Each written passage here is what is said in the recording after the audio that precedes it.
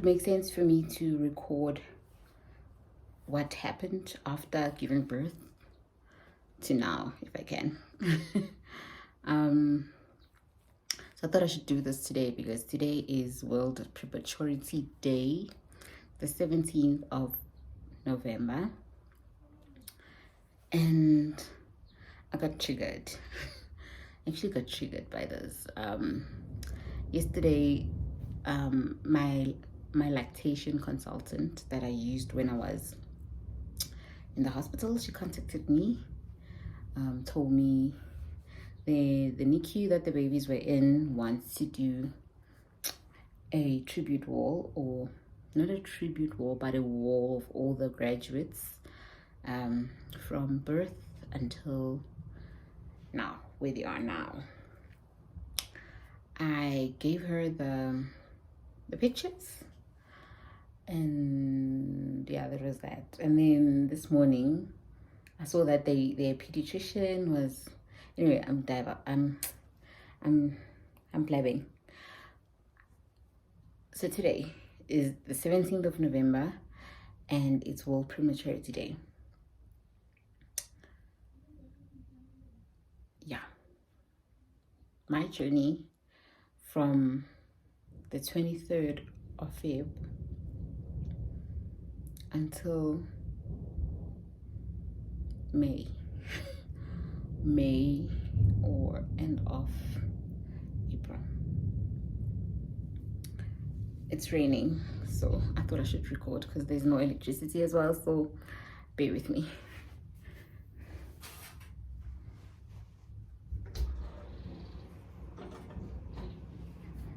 I am sweating, so I had to open the window.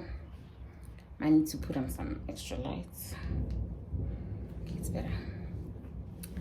So my journey from the 23rd of Feb, I gave birth to 3 beautiful babies. Guys, I'm so blessed. I gave birth to 3 beautiful babies. They were all weighing under a kilo. Aranaya was 915 grams. Lumi. Okay, let me close the window. That's better with the window closed, even though I'm hot. Lumi was 985 and my baby Milani was 900 grams. So after giving birth, I didn't see the babies until the 3rd day. So I gave birth at night. I didn't see them the next day. I only saw them, it was Tuesday, Wednesday. I only saw them on Thursday. And even then, I saw them in the afternoon because I was obviously still in pain. I was just scared, to be honest. It was just fear of getting up because of the pain I felt after giving birth. I felt so much pain. I actually felt everything. The painkillers wore off, so I was in excruciating pain for like 2 hours before they could give me something. So I was just scared after that to do anything, to walk, to get out the bed. It was just a mission. But then after that, I went and seen my babies. I think I do have a picture. I'm gonna insert it here, where I was standing just by Milani. Oh, Milani actually graduated first from the ventilator. She was on a CPAP, which the doctor told me it's a good thing. Her lungs were strong. Naya and Lumi stayed on the ventilator for quite a bit. And the doctor told us that the first week is the honeymoon phase. Everything is nice. You'll see improvements. And then the second week, that's when they usually see trouble. So there was that warning, even though I don't think you want to think something bad will happen, right? So we didn't think anything bad would happen to any of them. I was just hoping they would grow.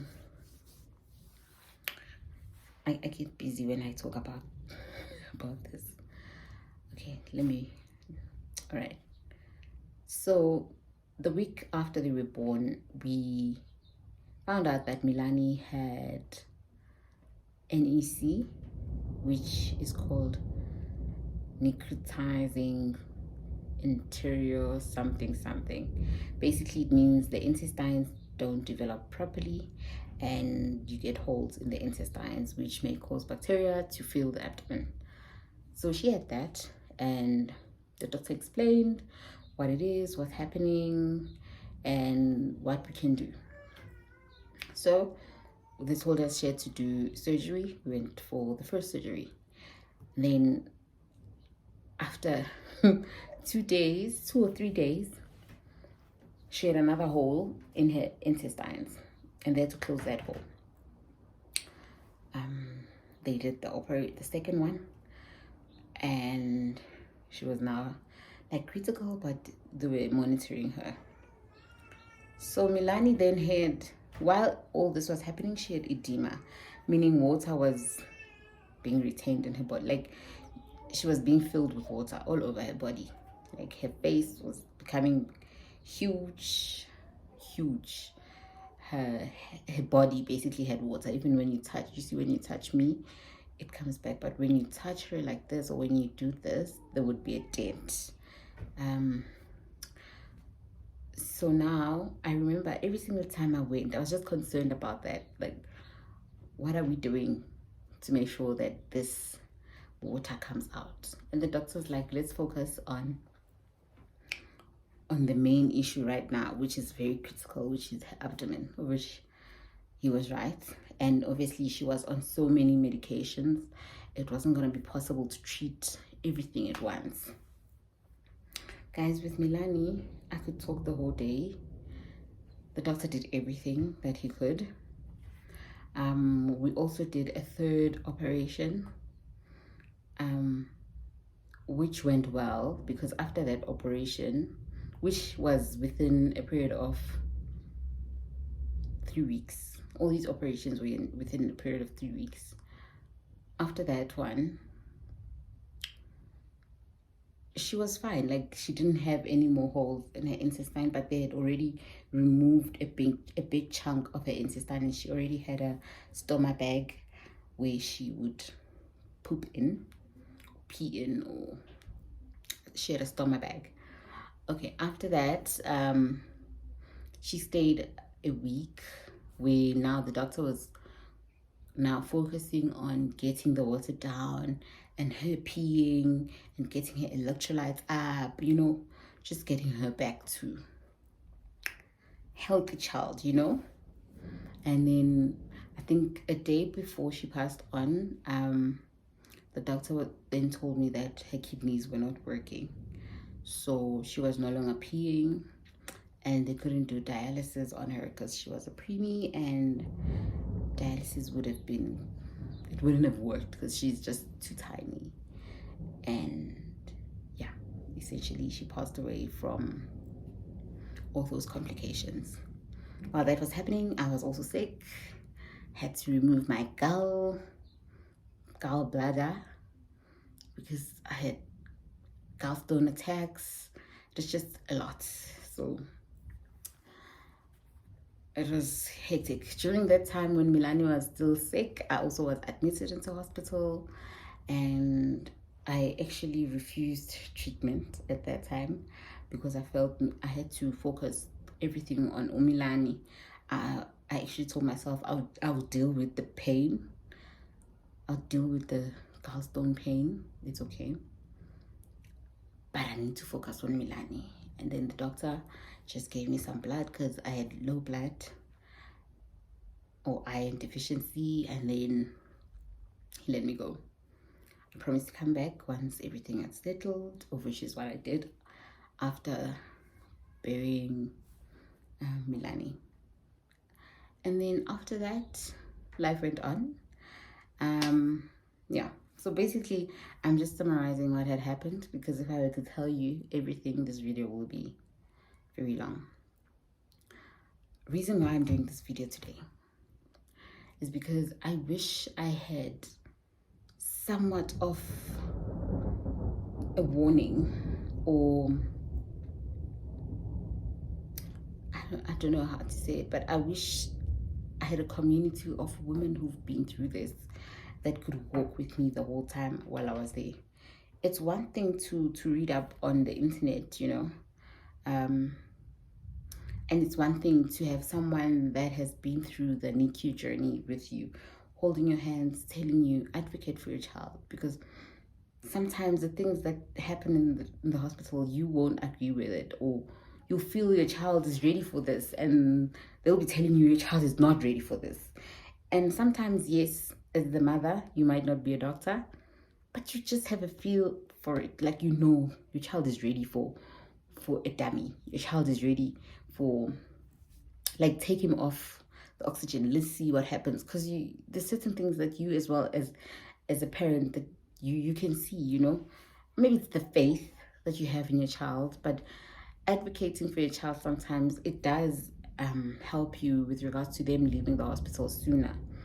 I'm lucky to have a pediatrician that pushes for the kids to go home, because while they're in hospital, they can get infections, of which my boy had so many infections. I remember there was a time where, after Milani passed on, I was told Lumi has another infection, and he was already isolated for another infection that he had. On top of that, he had another infection, and they'll tell you this, but they won't tell you what infection is it, because they wouldn't know, and they'll try give him antibiotics, but they won't work. They try another kind. It was just a lot, and I don't want to make it long, this video, but I feel I should share as well. Like, there's a lot that happens when you are in the NICU, when you're in this journey with your kids. There's so much grieving that goes on, whether your child is alive or you don't have it, like, or they pass on. I remember when people post those cute pictures of their babies after they give birth. I remember my experience. I didn't even see them until the third day. Utibato was the one who went to the NICU with the doctors, and who was there to make sure that they're stable. She was just there observing, basically, and signing all the paperwork that she has to sign. But with me, I didn't have that instant bond with my kids, because even when you get to the NICU, you're not allowed to touch them at first. You can't hold them. You can't hold them, but you can touch them. You can touch their hand. You can, but you can't hold your kid. And what hurts the most for me is the fact that Umilani, I held her when she was gone, when she was no more. And I think it also traumatizes me.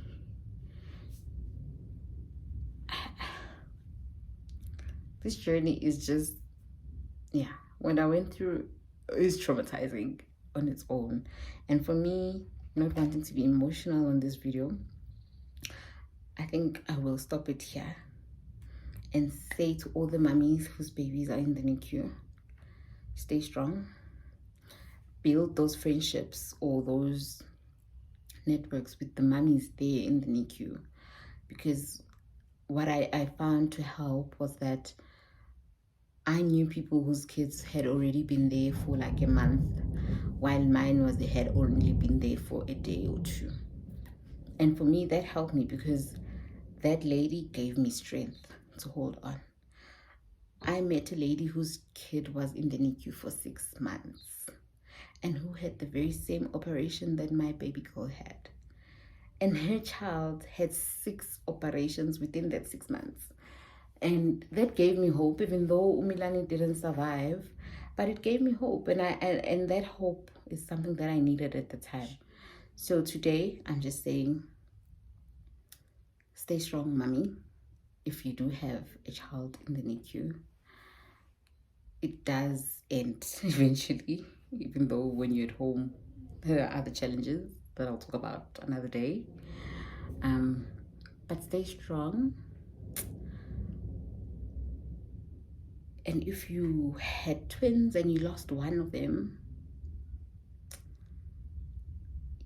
I know you have to go on and continue going to the very same place that your child passed on, and seeing other kids passed on while you go for that one child that's left, or two kids that are left in my case. It's not easy. Sometimes I didn't go for a week. I wouldn't go to see them. My partner would, and I don't feel guilty about that because they are here at home now and they have all my attention. At the time, I needed to stay away, and I did that. At the time, I needed a lot of support, and I might have not gotten it from people close to me, but I definitely got it from strangers who were going through the same thing as me, and it meant the world to me. So happy Prematurity Day to all our survivors, and may our angels continue resting in peace, those that don't make it out. We love you. We wish you were here, but we love you, and I'll leave it at that.